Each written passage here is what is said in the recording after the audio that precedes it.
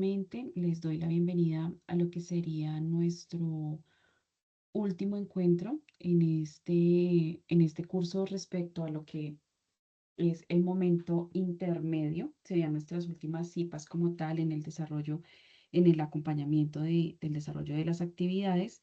Nos quedaría de pronto un último encuentro que sería sobre la el desarrollo de la tarea número 6, que es la prueba POC.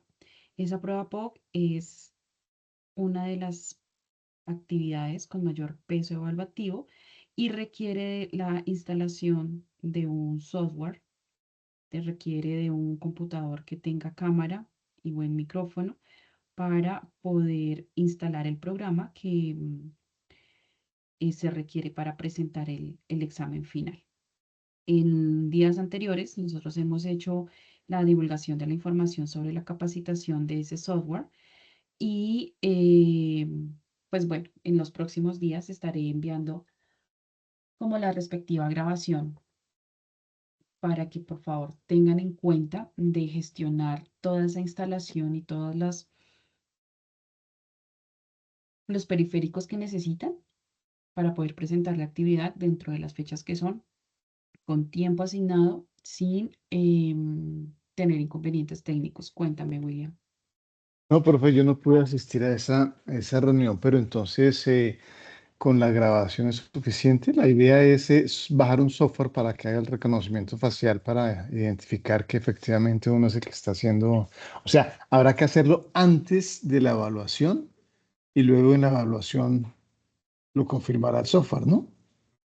Sí, digamos que el proceso de instalación, de descarga, de instalación y de prueba del software sí se requiere con por lo menos una semana de anticipación. ¿M? De tal manera que si se presenta algún inconveniente técnico, se cuente con el tiempo administrativo para reportar, para supervisar, para corregir y para comprobar todos esos daños. De tal manera que el día antes de la fecha de apertura de la actividad, cada uno de ustedes cuente con todos los recursos certificados para presentar la actividad. Entonces, si bien es cierto, todavía nos queda tiempito para presentar la POC, es importante gestionar desde ya todos estos formatos. Si no pudiste estar en en la reunión, fácilmente se puede cubrir esa misma información con la grabación. De igual manera, si sigues los pasos y presentas dificultades, lo que importa es que presentes las evidencias lo más claras y contextualizadas posibles para que desde acá podamos como entender cuál es la falla y saber hacia dónde concretamente remitir o si nosotros como docentes podemos dar una solución técnica, porque pues muchas veces no es em, como se sale como de las manos del docente y ya toca ocurrir o recurrir a soporte técnico o a dirección o bueno, mirar a dónde se escala el caso. ¿Listo? Entonces, no Listo, sé profe. si respondo a tu pregunta.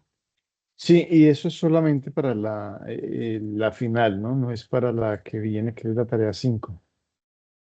Exactamente. Recordemos que la tarea 5 es el desarrollo del componente práctico, donde al inicio de periodo académico se tuvo que hacer una inscripción y son unas actividades presenciales que, que, que- en las que tienen que presentar unos informes y tener unas notas y tienen un tutor diferente.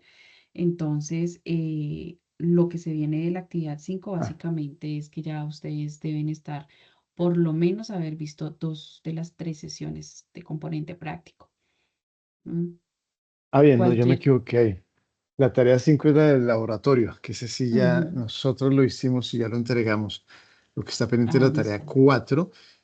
Para la tarea 4 no hay necesidad del reconocimiento facial y luego viene la tarea, el momento Seis. final, y ahí es donde se necesita el reconocimiento facial. Exactamente. Bueno, Ahí está. Listo. Entonces, por favor, me confirman si ven mi pantalla.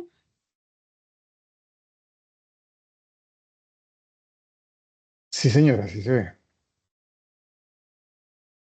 Bueno. Sí, profe. Listo. Entonces, nuevamente, pues bienvenidos a este espacio de CIPAS. recalco, nuestro último espacio de CIPAS en lo que tiene que ver con las tareas del movimiento, del momento intermedio del curso. Hoy vamos a trabajar con el simulador de las condiciones para el desarrollo del ejercicio número 3 de nuestra tarea, donde ese simulador pues nos va a hablar de todo lo que tiene que ver con la conservación del movimiento lineal y la transformación de la energía cinética. En este caso, listo. Entonces vamos a iniciar con un resumen muy superficial, teniendo en cuenta que ya desde la dirección del curso se brindaron las dos webconferencias y donde una de ellas pues habla precisamente de cantidad de movimiento, de cómo se define físicamente, dieron algunos ejemplos claves de cómo es, cómo se describe un choque, cómo se expresa una cantidad de movimiento, qué tipos de choque hay, cómo analizamos matemáticamente esos tipos de choques, se dieron algunos ejemplos y pues básicamente aquí lo que es eh, un resumen que me indica que acá que la cantidad de movimiento normalmente la representamos con una letra P, es una cantidad vectorial y que depende directamente entre la masa del objeto que yo estoy estudiando y la velocidad que ese objeto tiene. Entiéndase que, o recordemos que la velocidad también tiene un componente o una característica vectorial, es una cantidad vectorial, por tanto va a depender de la magnitud, la dirección y sentido, que es, pues, son las tres partes principales de un vector. Por su parte, tenemos una masa, que la masa sí es un valor escalar, pero que por cuestiones o por propiedades de los vectores y de las operaciones entre los vectores, sabemos que nosotros podemos multiplicar un escalar, como en este caso es la masa, por un vector, como en este caso sería la velocidad, y que producto de ese escalar y ese vector podemos obtener otro vector, que en este caso es la cantidad de movimiento. Eso que indica que la cantidad de movimiento también se va a ver afectada de acuerdo a la dirección de esta. ¿Listo? Entonces habrán casos en colisiones de dos dimensiones donde nosotros tengamos que descomponer el vector velocidad tanto en el eje X como en el eje Y asimismo vamos a tener entonces un resultado de una cantidad de movimiento que se da en el eje X y una cantidad de movimiento que se da en el eje Y. No vamos a tocar a fondo este tipo de colisiones en dos dimensiones, pero pues es bueno como que lo tengan presente de que existe porque por teoría de pronto pueda salir en alguna de las preguntas de la prueba POC. Bien. Mm, para poder hablar de conservación de cantidad de movimiento, también se toma un entorno donde no se van a tener en cuenta las fuerzas externas que van a afectar este tipo de movimiento. ¿Listo? ¿Cómo se expresa matemáticamente la cantidad de movimiento? P, que es la conservación o la cantidad de movimiento, es igual a la masa por la velocidad. Miremos entonces las unidades. Teniendo en cuenta que la masa, las unidades van a estar dadas en kilogramos y la velocidad está dada en metros sobre segundo cuadrado, quiere decir que las unidades de la cantidad de movimiento son kilogramos por metro sobre segundo. Esas son similares a la de las fuerzas. Ojo, acá yo hago como resalto esto porque resulta que en la fuerza es masa por aceleración y en la aceleración pues las unidades son metros sobre segundo al cuadrado y esas unidades vendrían siendo los newtons. He visto ejercicios donde cuando se hace el análisis dimensional resultan con unidades de aceleración y con unidades de Newton. Y básicamente es porque elevan el segundo al cuadrado y eso no aplica para la cantidad de conservación de movimiento o la cantidad de movimiento. Solamente es kilogramo por metro sobre segundo y esas son las unidades. Bien, listo. ¿Qué más puedo decir por acá?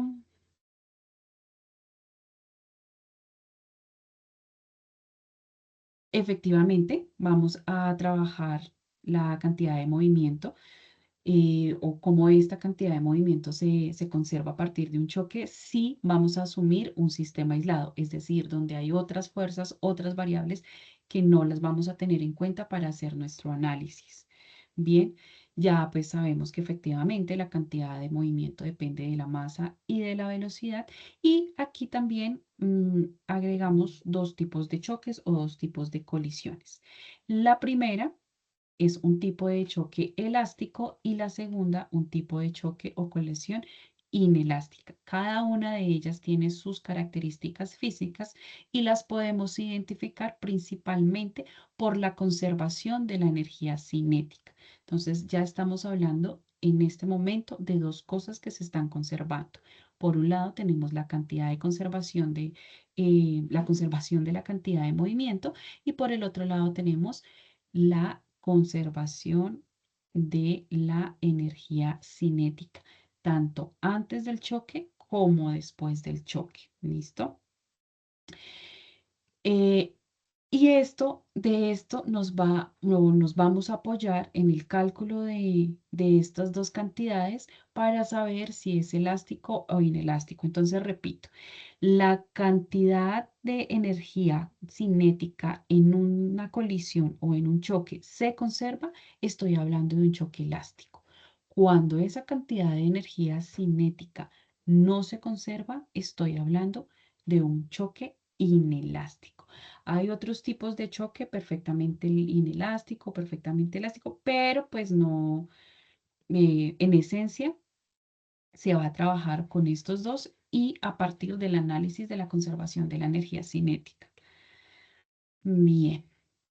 Mm, tenemos entonces acá ¿alguna pregunta hasta aquí?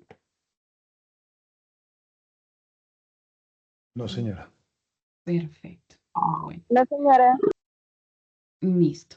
Tengo acá dos ejemplos que quiero abarcar en este espacio.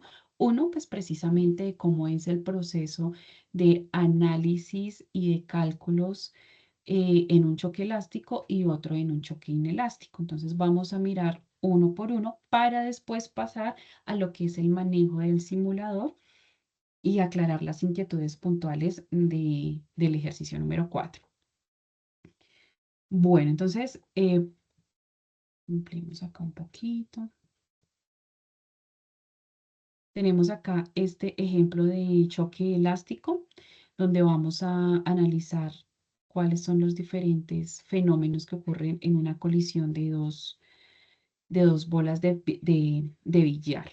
En este caso, ¿qué podemos ver? Vamos a ver una masa M1, que es una esfera, una bola de billar, y una masa M2, que también es otra esfera de billar. Al ser las esferas de billar, pues estamos diciendo que todas las esferas de billar tienen la misma masa, por tanto, la masa de la esfera de billar blanca va a ser igual a la masa de la esfera negra, ¿cierto? Entonces, cuando ambas son masas iguales, pues yo puedo representar la masa de mi sistema únicamente con la letra M. ¿Qué varía acá? La velocidad que tiene cada una antes del choque. Aquí no hay colisión, no hay choque. Y podemos ver que esta primera esfera se encuentra en movimiento, es decir, que tiene una velocidad v sub 1 y esta segunda esfera entonces está en reposo y tiene una velocidad v sub 2 que es igual a 0. Después del choque, entonces nos dicen que la masa blanca o la masa 1 o la esfera 1 queda en reposo. Después del choque, la bola de billar queda quieta y la esfera negra o la masa 2 adquiere una velocidad que la vamos a llamar V2'. Aquí es importante mantener muy bien definidos los subíndices o los términos o las abreviaturas con las que yo voy a describir cada uno de los elementos. Como pueden ver, en este caso hay cierta simplificación porque las masas son iguales, pero en caso de que las masas no sean iguales, hay que definir muy bien quién es masa 1, quién es masa 2, cuál es la velocidad de la masa 1 antes del choque, cuál es la velocidad de la masa 2 antes del choque, ¿cierto? Y después del choque, entonces, ¿cuál sería la velocidad de la masa 1 después del choque? ¿Y cuál es la velocidad de la masa 2 después del choque? Entonces, aquí ya son muchas variables y para no entrar como en dificultades a la hora de expresar las cantidades y de hacer los respectivos despejes, pues tenemos que estar muy pilosos con con las abreviaturas. En este caso, para ejemplo práctico, todo lo que es después del choque o las velocidades que son después del choque se manejan con esta comilla allá, que en la parte superior, como en el exponente, donde se lee como velocidad prima. ¿Listo? Entonces B'1 indicaría la velocidad después del choque de la esfera número 1. Y B'2, pues sería la velocidad 2 después del choque, o la velocidad de la esfera 2 después del choque. ¿Listo? Entonces, volviendo aquí como al ejercicio. Tenemos entonces, antes del choque, una configuración de nuestro sistema donde la masa 1 tiene una velocidad v sub 1 y la masa 2 tiene una velocidad v sub 2 que está en reposo, por tanto, vale 0. Después del choque, esta masa 1 adquiere una velocidad igual a 0, es decir, queda en reposo después del choque. Y la masa 2, que inicialmente estaba en una velocidad igual a 0, es decir, estaba en reposo, pues comienza a adquirir una velocidad que la llamaremos v sub 2 prima o v prima sub 2. Bien, listo. Después de eso, entonces vamos a encontrar o vamos a trabajar con estas ideas clave. Primero, la cantidad de movimiento se va a conservar. Siempre vamos a partir de eso. Entonces, tenemos que hallar la cantidad de movimiento inicial, es decir, antes del choque, y la vamos a comparar con la cantidad de movimiento final, es decir, la cantidad de movimiento después del choque. Y acá podemos ver una ecuación. ¿Qué habíamos dicho? Habíamos dicho que la cantidad de movimiento dependía de la masa por la velocidad de ese objeto, pero en este caso no estamos teniendo un objeto, sino estamos teniendo dos objetos. Quiere decir que para poder encontrar la cantidad de movimiento inicial total antes del choque, vamos a tener que analizar las diferentes cantidades de movimiento de cada uno de los objetos antes del choque. ¿Se acuerdan que en la tarea anterior nosotros teníamos que dibujar un diagrama de cuerpo libre sobre las fuerzas que estaban actuando sobre una masa? Y que cuando nosotros teníamos un sistema de dos masas, pues ¿qué nos tocaba hacer? Analizar las fuerzas que estaban actuando sobre la masa 1 aparte, de manera independiente, y después analizar las fuerzas que estaban actuando sobre esa masa 2 para después, por medio de la sumatoria de fuerzas y al aplicar la segunda ley de Newton, las uníamos y teníamos como una sola o un sistema de ecuaciones donde se relacionaban cada una de esas masas para poder analizar nuestro sistema. Acá tenemos que hacer lo mismo. Si tenemos 1, 2 y 3 esferas antes del choque, tenemos que calcular 3, 1, 2 y 3 cantidades de movimiento antes del choque. Bien, entonces por eso acá nuestra expresión se alarga un poquito. Ay, por Dios.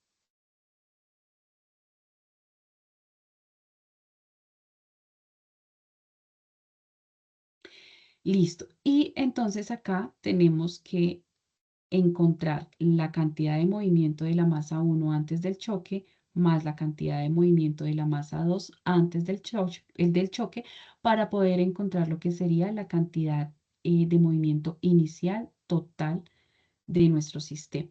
Y la vamos a igualar con exactamente lo mismo, la cantidad de movimiento final, es decir, después del choque, de cada una de las masas o de los objetos que yo esté analizando. Y eso lo vamos a igualar. Asimismo, va a pasar con la cantidad de energía cinética, tanto antes del choque como después del choque. Recordemos que la energía cinética se define como un medio de la masa por la velocidad al cuadrado. Entonces, tenemos que identificar aquí muy bien qué tipo de masa, si masa 1 con una velocidad 1 o si la masa 2 con una velocidad 2. Por eso aquí como que se expande o les pongo acá pues la ecuación o la expresión más grande de lo que sería la cantidad de energía cinética tanto antes del choque, que vendría siendo esta primera parte de la ', como después del choque, que vendría siendo esta segunda parte, donde podemos evidenciarlo al manejar B1 y B2'. Bien, estas ecuaciones diría yo que van a abarcar todos los tipos de movimiento. Y a partir de esas dos, nosotros podemos comenzar a modificar nuestras expresiones partiendo de las características particulares de nuestro ejercicio. Por ejemplo, acá nosotros tenemos que una de nuestras esferas antes del choque queda en reposo. Al quedar en reposo, pues su velocidad inicial va a ser cero. Por tanto, esto sería igual a cero. ¿Listo? Acá también vemos que la velocidad de la masa 1 después del choque, es decir, B1', va a valer cero. Entonces acá también elimino este término porque pues al multiplicar 0 por M1 tengo, este término se me cancela y me queda otra expresión diferente. Pero eso va a variar de acuerdo a las características de nuestro enunciado. Y estas que están acá, diría yo que son las generales y las que se van a poder moldear a cada uno de los escenarios que ustedes tengan que trabajar en el desarrollo de la tarea o en el desarrollo de los ejercicios de la prueba PO. Listo. Entonces, eh,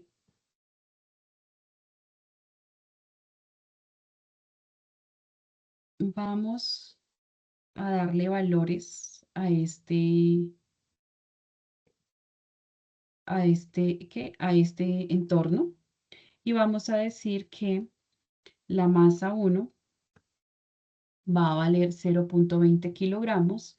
La masa 2, claramente habíamos dicho que eran iguales, entonces también va a valer 0,20 kilogramos.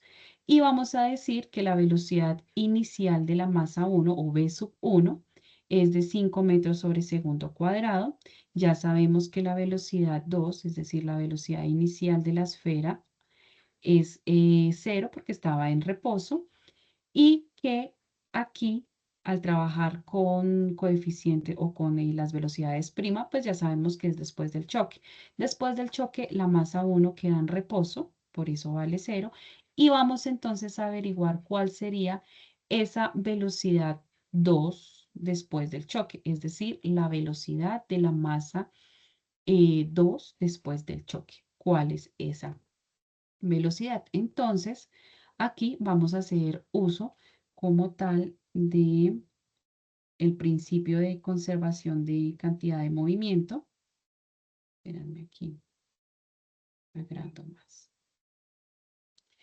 Donde ya sabemos que como la cantidad de movimiento va a ser igual a la masa 1, a la masa por la velocidad, entonces tenemos que hallar la cantidad de movimiento de la masa 1 más la cantidad de movimiento de la masa 2.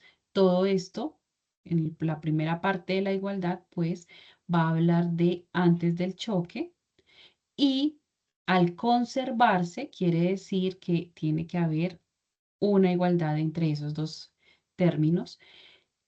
Vamos a analizar la cantidad de movimiento después del choque, es decir, la cantidad de movimiento de la masa número 1 después del choque y la vamos a tener que sumar a la cantidad de movimiento de la masa 2 después del choque. De esa manera, nosotros podemos decir que la cantidad de movimiento inicial es igual a la cantidad de movimiento final por aquello de la conservación de la cantidad de movimiento. Y aquí lo que hacemos es desglosar esta expresión en todos sus términos y en todas las variables para poder moldear nuestro enunciado. Entonces, ¿qué es lo que nos pide? La velocidad prima 2, esta. Nosotros ya tenemos por el enunciado los diferentes valores de las otras cantidades, entonces lo único que nos queda es despejar B'2.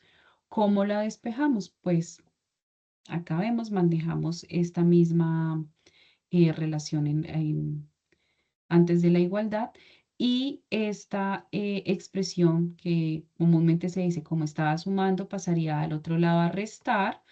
Después de esto, entonces nos tenemos que despejar nuestra velocidad 2'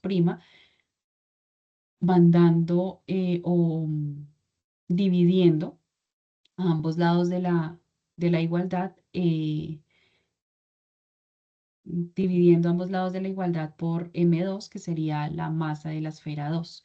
Entonces despejamos acá y nos queda que la velocidad prima 2, es decir, la velocidad de la masa 2 después del choque, va a ser igual a toda esta expresión. Primero despejamos y después reemplazamos los datos. Cuando nosotros reemplazamos los datos, vamos a ver que podemos ir como simplificando términos más rápido, por decirlo de alguna manera. Entonces ya sabemos que la velocidad inicial en 2 es 0 y sabemos que también la masa 1 queda en reposo después del choque. Entonces estos dos términos se hacen 0, los elimino acá. Y me quedaría solamente la velocidad final después del choque, la velocidad final de la masa 2 estaría dada por la masa o el producto entre la masa 1 y la velocidad 1 sobre la masa 2. Y después lo que hago es reemplazar. Entonces, masa 1 ya sabemos que valía 0,20 kilogramos por la velocidad 1, que fue la velocidad de la esfera blanca, que es de 5 metros sobre segundo, dividido, ¿quién? Dividido 0,20 kilogramos. Si pueden ver, pues aquí este con este se va a cancelar y me quedaría que la velocidad prima, velocidad final de la masa 2 va a ser igual a ¿quién? A la velocidad inicial de la masa 1. Fíjense acá. ¿Listo? ¿Qué hay que anotar acá? Esta velocidad, estos 5 metros sobre segundo cuadrado, son o la velocidad que tenía la masa 1 antes del choque. La velocidad que tenía la masa 2 antes del choque ahora es la misma que tenía la velocidad o la masa 1, es la misma velocidad que tiene la masa 1 después del choque. Eso indica que hay un intercambio de velocidades. Bien, cuando en un choque masa 1 y masa 2 son iguales, las velocidades, y una de ellas está en reposo, las velocidades se van a intercambiar. Y esto es como una pista general para que ustedes puedan hacer el desarrollo de sus ejercicios de manera más rápida y puedan hacer un análisis más rápido del sistema. Bien, entonces, tener en cuenta que en este tipo de condiciones donde las masas son iguales y donde una parte el reposo, después del choque, lo que hace es que las velocidades se intercambian. ¿Listo? Y lo que pasaba a ser la velocidad de la masa 1 antes del choque pasa a ser la velocidad 2 de la masa 2 después del choque. Bien, ¿alguna pregunta hasta aquí? No, No, señora. señora, todo claro. Bueno, entonces no solamente estamos hablando de la cantidad de conservación del movimiento, sino que también tenemos que tener en cuenta cuál sería o cómo se comporta la energía cinética antes del choque y después del choque y evidenciar si se conservan o si no se conservan. Si K inicial es igual a K final, estamos hablando de un choque elástico. Si son diferentes, entonces hablamos de un choque inelástico. Bien, entendiendo eso, pues para saber si es un choque elástico o inelástico, lo que acabábamos de decir, vamos a tener que calcular la energía cinética antes del choque y la energía cinética después del choque. Entonces, ¿cómo definimos la energía cinética? Pues ya sabíamos que la energía cinética es igual a 1/2 de la masa por la velocidad al cuadrado. Eso ya digamos que lo tenemos más presente. Como están dos esferas en nuestro análisis, pues tenemos que hallar la energía cinética de la masa 1 aparte y la energía cinética de la masa 2. Ojo, todo esto antes del choque. Ya después haremos el análisis de la conservación de la energía, o sí, encontraremos la energía cinética después del choque. Por el momento vamos a encontrar la energía cinética total antes del choque y es sumando la energía cinética de cada una de las masas. Es decir, yo tengo acá una masa, esto tiene una masa 1, una cantidad de movimiento 1 y también tiene una cantidad de energía cinética 1. Y la masa 2 también tiene una cantidad de movimiento 2 y una energía cinética 2. Y tenemos que averiguar esas de manera individual para poder obtener la suma de esas dos energías y obtener la energía cinética total antes de nuestro choque. Pareciera que el camino es muy largo, pero no lo es tanto. Entonces, 1/2 de la masa por la velocidad inicial al cuadrado. Ya sabemos que la masa es de 0,2 kilogramos y que la velocidad inicial de nuestra esfera era de 5 metros sobre segundo. Así como también sabíamos que la masa 2, al ser una bola de billar, pues tiene es de la misma magnitud que la masa de la esfera 1 y que la esfera 2 inicialmente estaba en reposo. Entonces acá son 0 metros sobre segundo. Al multiplicar esto, pues nos damos cuenta que esta expresión es igual a 0, quiere decir que al tener una velocidad igual a 0, pues no hay energía cinética para la masa 2 antes del choque. Lo que hacemos es reemplazar datos y encontramos que la cantidad de energía cinética, pues en este caso solamente depende de una de las esferas, porque esa fue la esfera que inicialmente estaba en movimiento. Entonces aquí ya sabemos que se tiene una cantidad de movimiento 1 y se tiene una cantidad de energía cinética 1. Y que aquí nuestra cantidad de movimiento 1 va a ser 0 porque está en reposo y también nuestra energía cinética va a ser 0 porque también está en reposo. Bien, listo. Entonces, tenemos que la cantidad de energía cinética antes del choque es de 2,5 joules. Vamos entonces bajo ese mismo camino a analizar la energía cinética después del choque. ¿Listo? Entonces tenemos que volver a analizar la energía cinética de cada una de las esferas. Son dos esferas, entonces hallamos dos energías cinéticas independientes. Después las sumamos para encontrar la energía cinética total después del choque. Entonces, ya habíamos visto que estas velocidades se intercambiaban, entonces que velocidad prima de la esfera 1 es igual a 0. ¿Eso qué indica? Que no tiene o que su energía cinética va a valer 0 y por tanto la energía cinética después del choque va a estar dada por la velocidad después del choque por la velocidad de la esfera 2.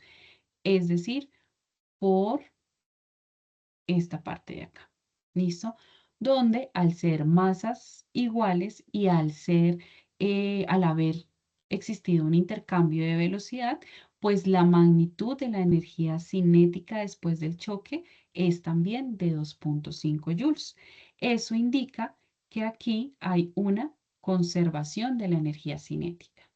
Entonces, energía cinética total antes del choque va a ser igual a la energía cinética total después del choque.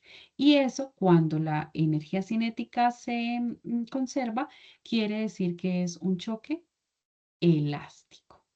¿Bien? ¿Hasta ahí vamos bien? Sí, señora. Pasemos entonces al mismo fenómeno, pero que después del choque tuvieron comportamientos diferentes. ¿Listo? Entonces tenemos las mismas esferas, masa 1, masa 2, tienen el mismo valor. Se aplica una velocidad inicial a la esfera 1, vamos a ponerla acá, esfera 1 o la masa 1, y la velocidad inicial de la esfera 2, pues ya sabemos que es igual a 0 porque está en reposo.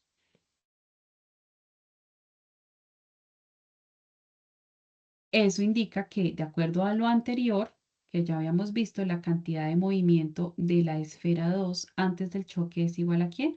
A 0, porque al multiplicarla por la velocidad voy a obtener que es 0. ¿Listo? Entonces, esta cantidad es 0 y esta cantidad de movimiento sí depende de masa 1 y velocidad 1. Al ser una velocidad diferente de 0, pues sí existe una cantidad de movimiento diferente de 0.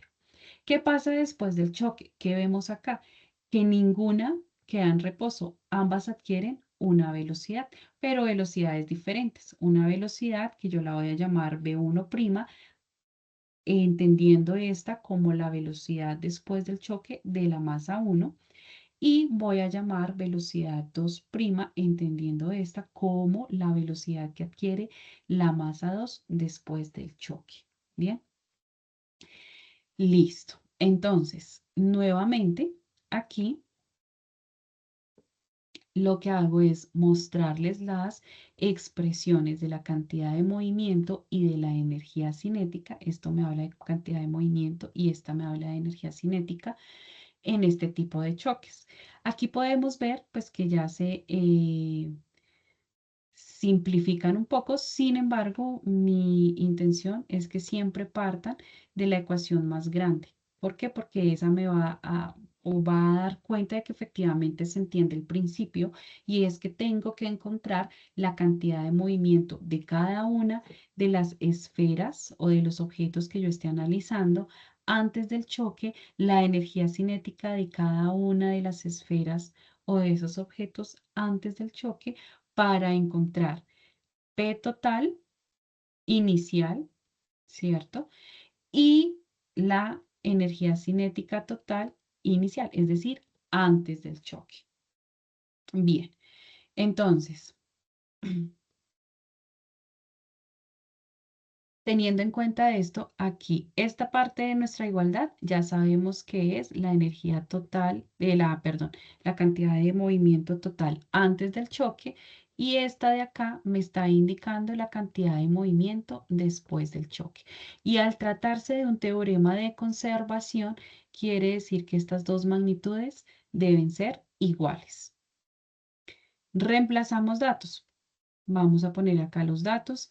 Decimos que masa 1 es igual a m, masa 2 también es igual a m porque se trata de las mismas esferas de billar. Aquí ubicamos una velocidad hacia la masa 1 de 4 metros sobre segundo. La velocidad inicial de la esfera 2 está en reposo, o sea, es igual a 0. Y después del choque, ambas adquieren velocidades diferentes. Entonces, en este caso, la velocidad que inicialmente, la masa que inicialmente estaba en reposo, adquiere una velocidad de 3 metros sobre segundo y nuestro enunciado nos pide que encontremos la velocidad inicial, perdón, la velocidad con la que mm, se comienza a desplazar la esfera 1 después del choque. ¿Listo? Antes estaba con una velocidad inicial de 4 metros sobre segundo, chocó y queremos saber cómo se modificó la velocidad de esa esfera después del choque.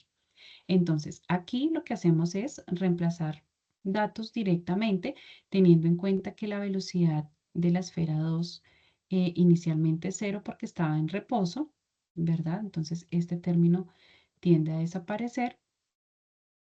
Y lo que hacemos es trabajar con M's para después pues sacar como el factor común. Acá lo que se hace es sacar factor común de la masa. Me dice que es masa por velocidad 1' más 3 veces la masa eh, después del choque. ¿Listo? Entonces nos interesa aquí, ya.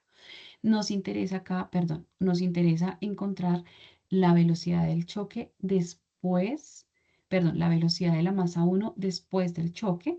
Y para eso lo que hacemos es despejar estas cantidades. Entonces tenemos que 4 veces la masa menos 3 veces la masa va a ser igual a una masa por velocidad inicial prima y después pasamos esta masa a dividir.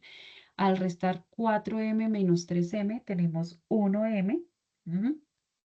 Despejamos esta masa, perdón, esta velocidad pasando a dividir esta masa y entendemos o comprendemos que o encontramos que la velocidad después del choque mm, de esa primera masa se disminuyó. Antes era de 4 metros sobre segundo y ahora es de 1 metro sobre segundo. Algo que es lógico porque pues un choque transfiere energía, ¿no?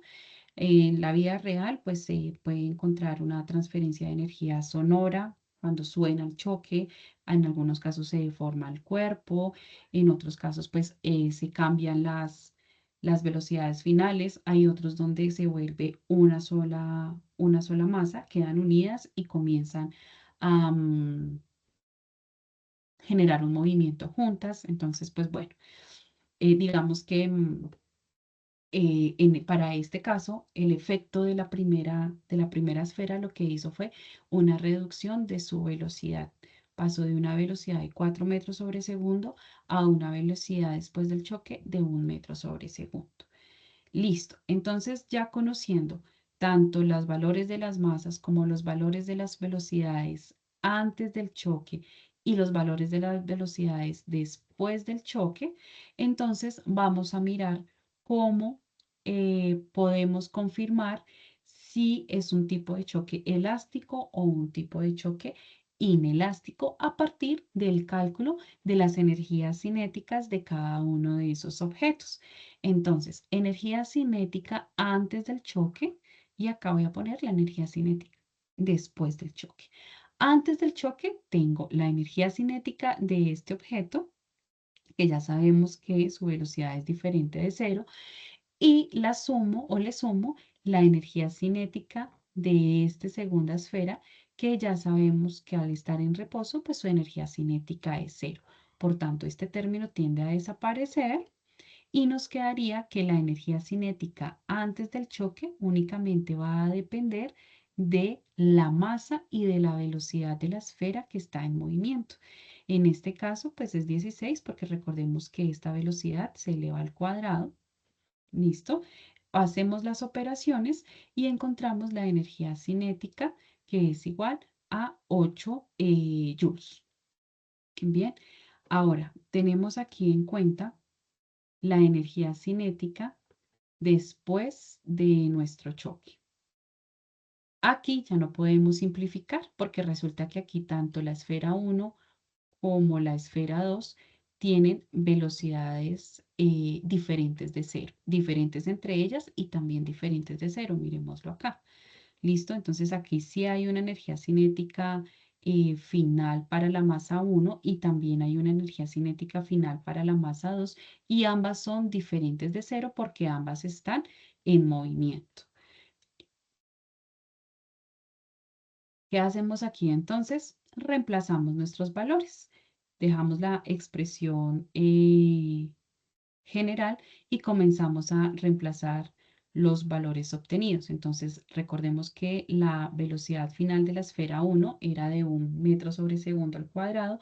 Calculamos esta energía cinética y la velocidad final de la esfera 2 era de 3 metros sobre segundo cuadrado. Entonces, acá nos da el valor de 9. Hacemos nuestras operaciones y encontramos que la energía cinética total de ambas esferas, es decir, cuando yo sumo la energía cinética total después del choque de cada esfera, encuentro que es de 5 joules. Si nos enfocamos en la magnitud, vamos a ver que efectivamente la energía cinética inicial, tómese como la energía cinética inicial estaba la relacionada antes del choque, es diferente a la energía cinética final, es decir, la suma de las energías cinéticas de cada una de las masas después del choque. Y de esta manera, pues nos encontramos con un choque inelástico. Bien, listo. Entonces, a manera de resumen,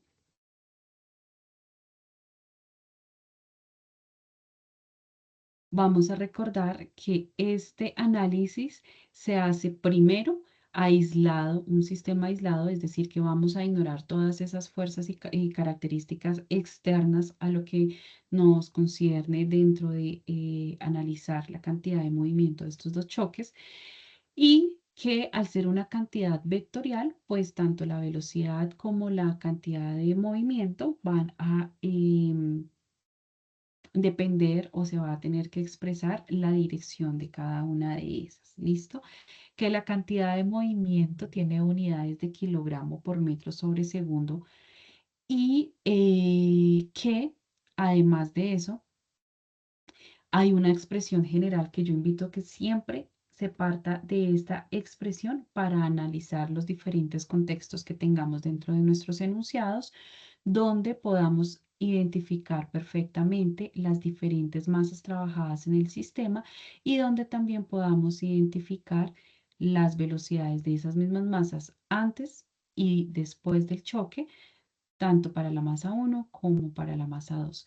El manejo acá de los subíndices va a ser clave para que no nos enredemos en nuestro proceso matemático, pero también para demostrar o comprobar que sí entendemos qué es lo que estamos analizando y cuáles son las variables que están eh, influyendo en nuestro sistema, cuáles son esas variables que nosotros tenemos que manejar. ¿Listo?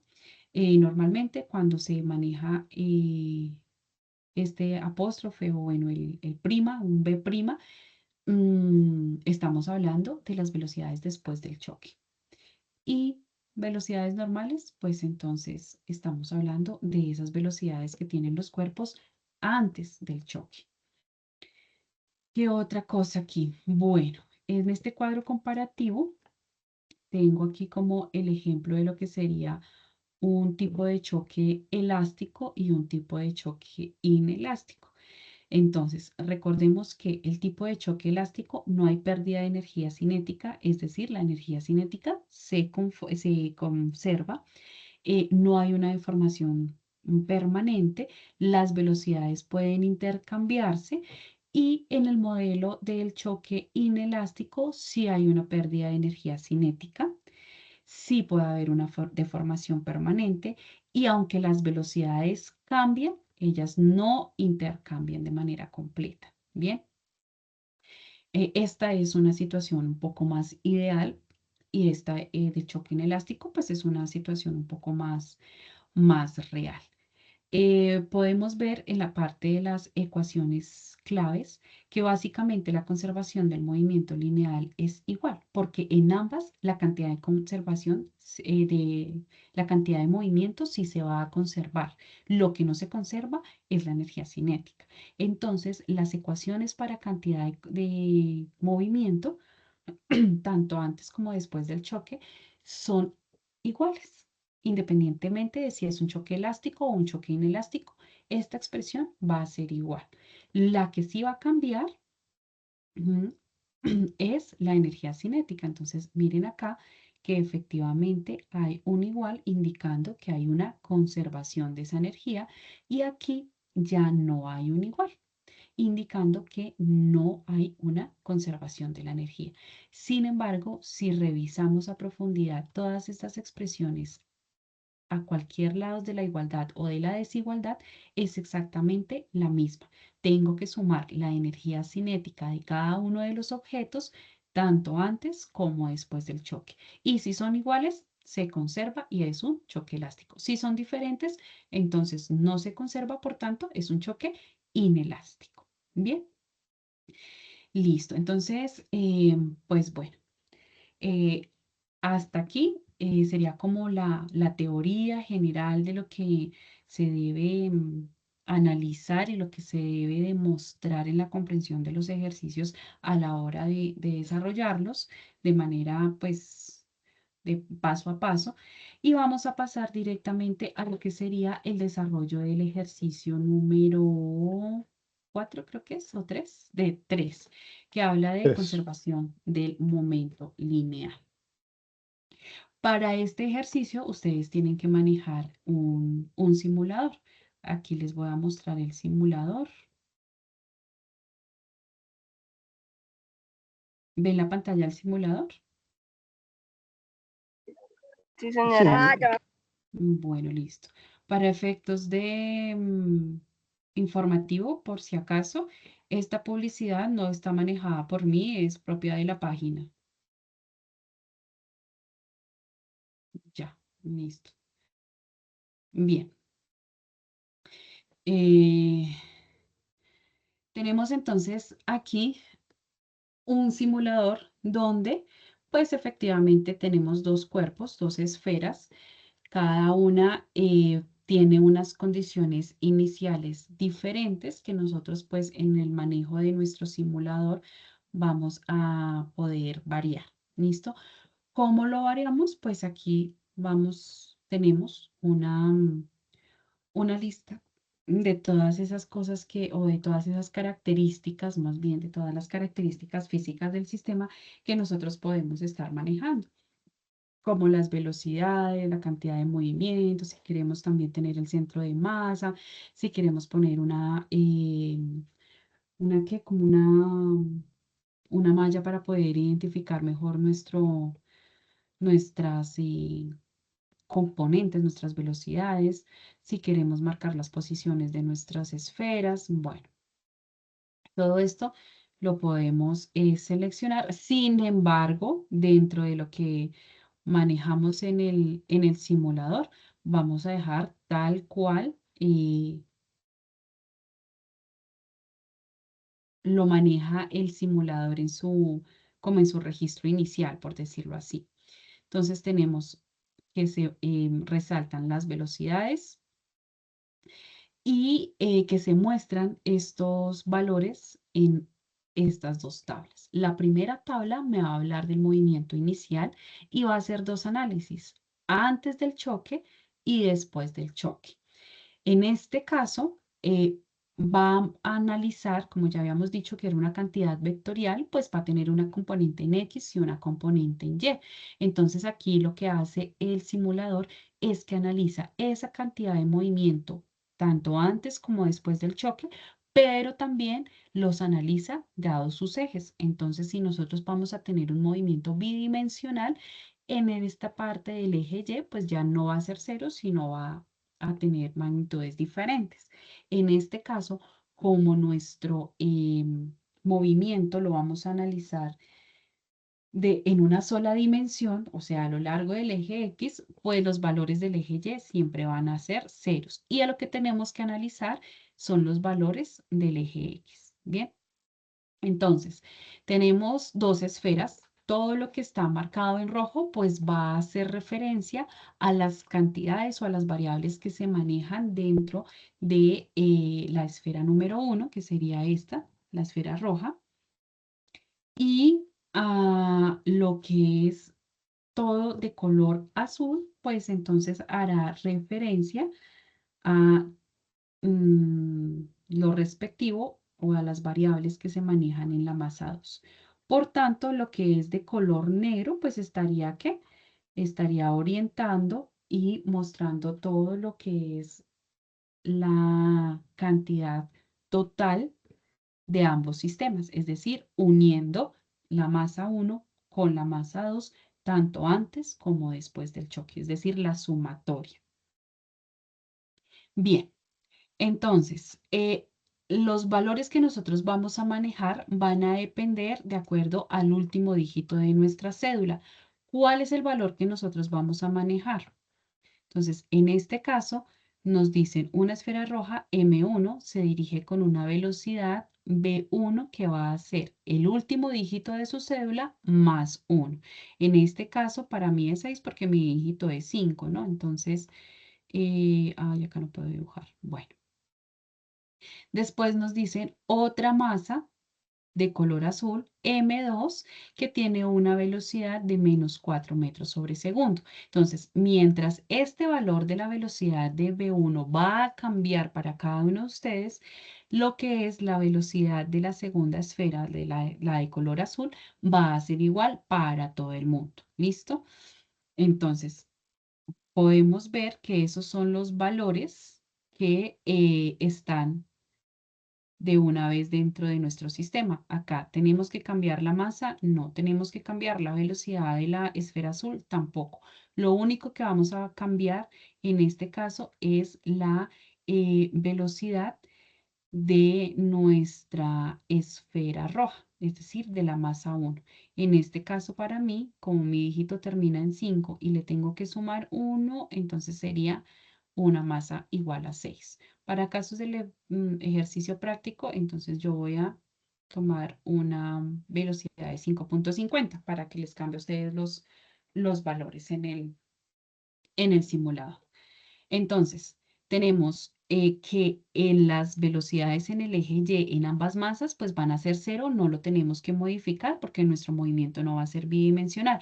A la hora o cuando yo modifique acá esta velocidad, ya sea con velocidades positivas o con velocidades negativas, miren, pues va a cambiar nuestro sistema.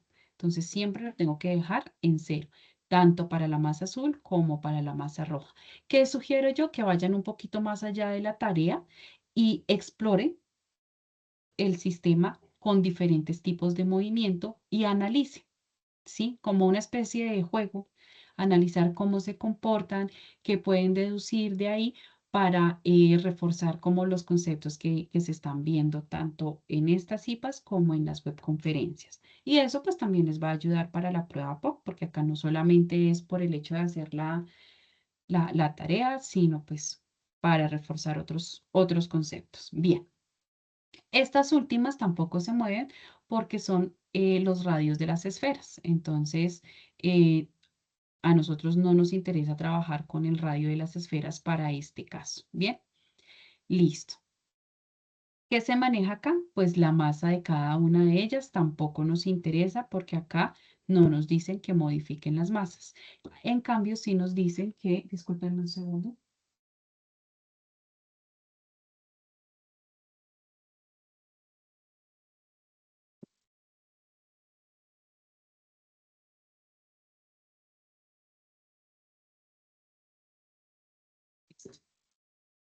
Entonces, no nos piden tampoco cambiar masa, solamente vamos a cambiar un número. ¿Qué otra cosa tenemos que tener en cuenta? Una vez nosotros damos aquí play para poder ejecutar el programa, vamos a detenerlo después del choque. Y entonces acá nos salen ya los resultados, tanto del movimiento lineal en el eje X, que es antes del choque, y el movimiento lineal después del choque en el eje X. Fíjense que el eje Y queda 0, no cambia. Y aquí en total, pues es la suma de estas dos cantidades de movimiento, tanto antes del choque como después del choque. También podemos ver los valores de la energía cinética antes del choque y después del choque. Entonces, la esfera roja tenía una velocidad, una energía cinética de 25 joules antes del choque y adquirió una energía cinética después del choque de 16 joules. ¿Listo? ¿Qué pasó acá? La esfera azul tenía una cantidad de energía cinética de 16 antes del choque y después del choque tuvo otro valor de energía cinética, que fue de 25 joules. Entonces, aunque las energías cinéticas cambian para cada masa, cuando yo la sumo y hallo el total, encuentro que eh, tanto antes del choque como después del choque, esa energía cinética se conserva. Por tanto, estoy hablando de una colisión elástica. Bien, estos datos yo los puedo trabajar no solamente con energías, perdón, con colisiones elásticas, sino lo voy a manejar también con colisiones elásticas. ¿Cómo voy a cambiar las condiciones del sistema para que pase de un choque elástico a un choque inelástico? moviendo o modificando esto que se llama coeficiente de restitución, que cuando va a ser cero, pues está hablando de un choque de colisión o una colisión inelástica. Bien, manejamos estas dos variables con un coeficiente de restitución igual a 1 para una colisión elástica y un coeficiente de restitución igual a 0 para una colisión inelástica.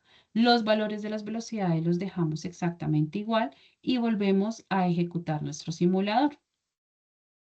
Antes del choque y después del choque vemos que cambia el comportamiento. Asimismo, pues va a cambiar los resultados que tenemos. Fíjense que antes había una cantidad de movimiento diferente, o aquí se estaban dando dos resultados, tanto para la esfera roja como para la esfera azul antes del choque, pero en este caso, como quedaron unidas las dos esferas y comenzaron juntas un desplazamiento, entonces, pues esa masa M1 y M2 pasa a ser una masa, puede ser una masa M3, una M mayúscula, no sé cómo la quieran definir, pero pasa a ser una sola masa. Por tanto, un solo valor de cantidad de movimiento. ¿Listo?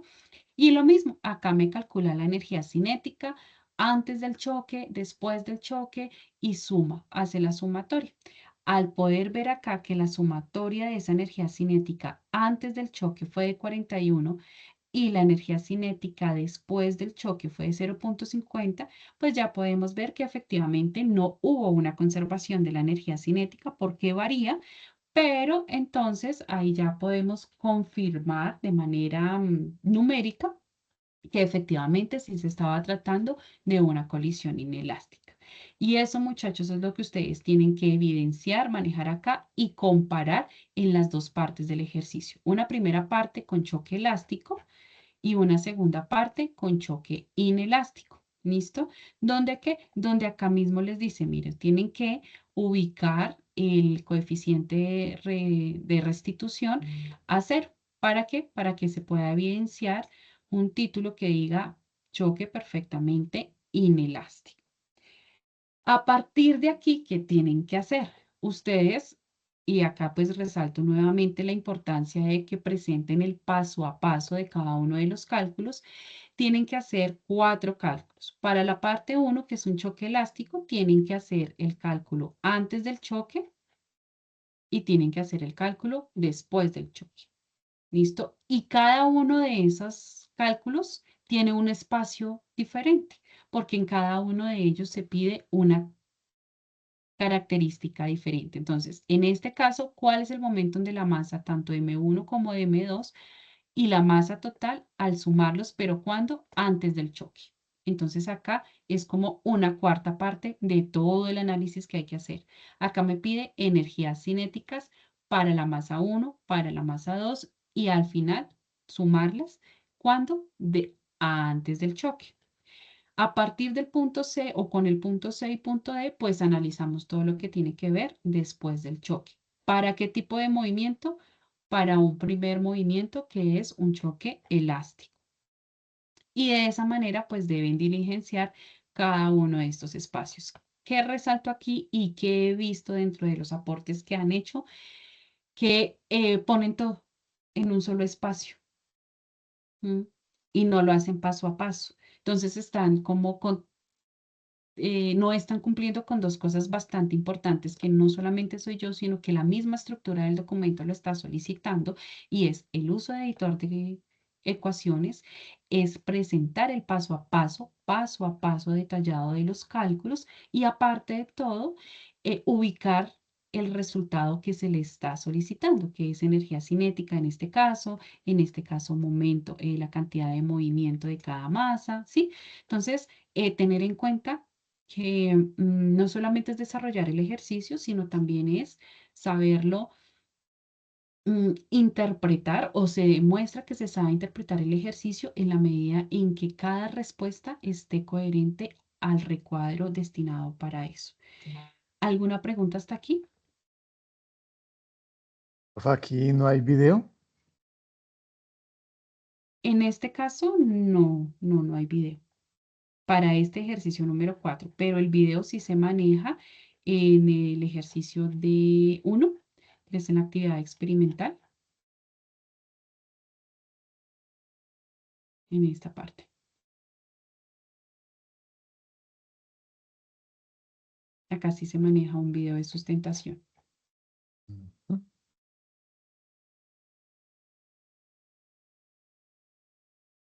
¿Listo? Respondo tu pregunta. Sí, señora, muchas gracias. Listo. Bueno. William, a ti no te dormí. Bueno, pero muchas gracias por estar presente, muchas gracias por la asistencia. Espero pues que el documento sea